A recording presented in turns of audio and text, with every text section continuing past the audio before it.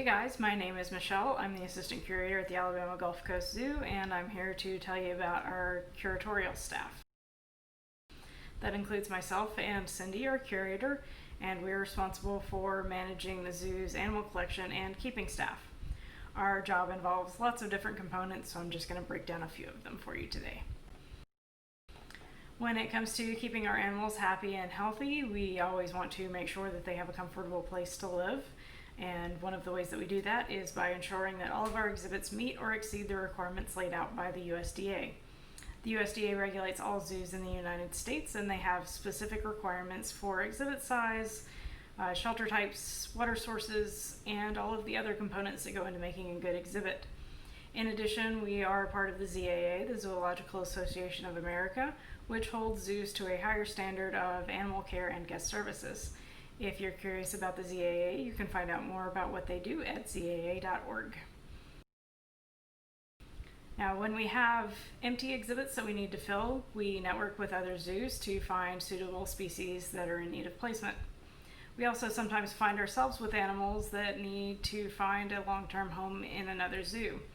And that's the situation with our juvenile common marmoset, Tupi.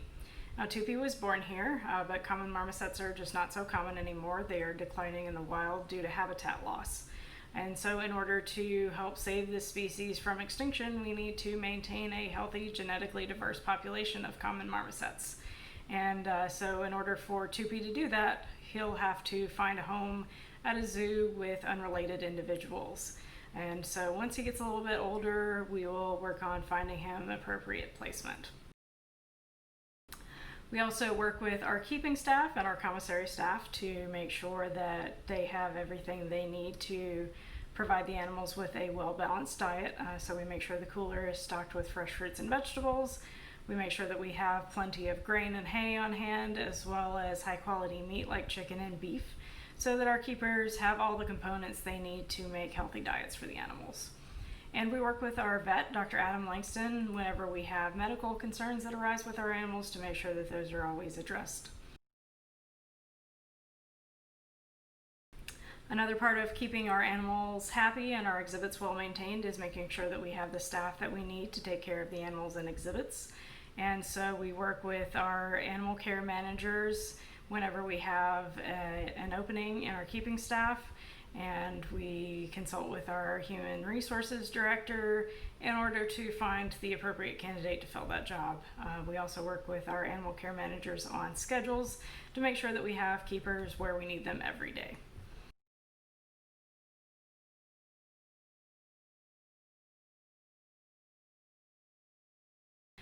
Now, paperwork is a huge part of our job, but it's probably the least exciting part.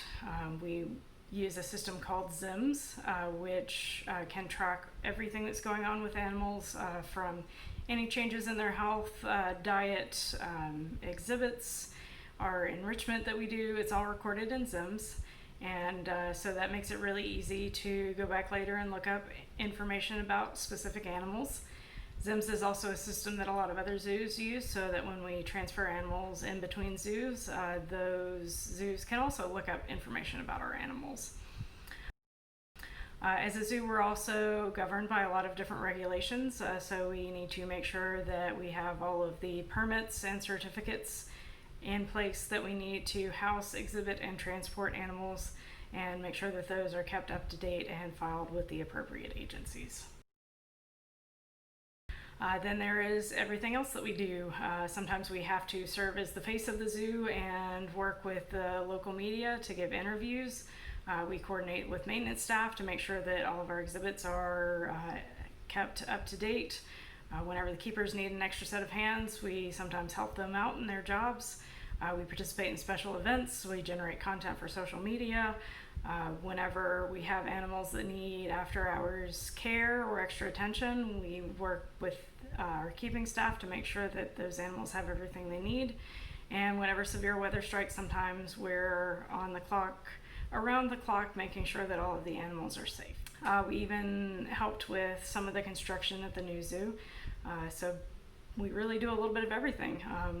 That's not the whole list, but really our job never ends. All the hard work and long hours are worth it in the end, though, because we do it all for the animals. Thanks for joining us today. I hope you learned a little bit about our curatorial staff, and I hope next time you're at the zoo, you'll take some time to appreciate everything that goes on behind the scenes to keep the zoo running. Thanks for joining us today, and I hope you come see us soon.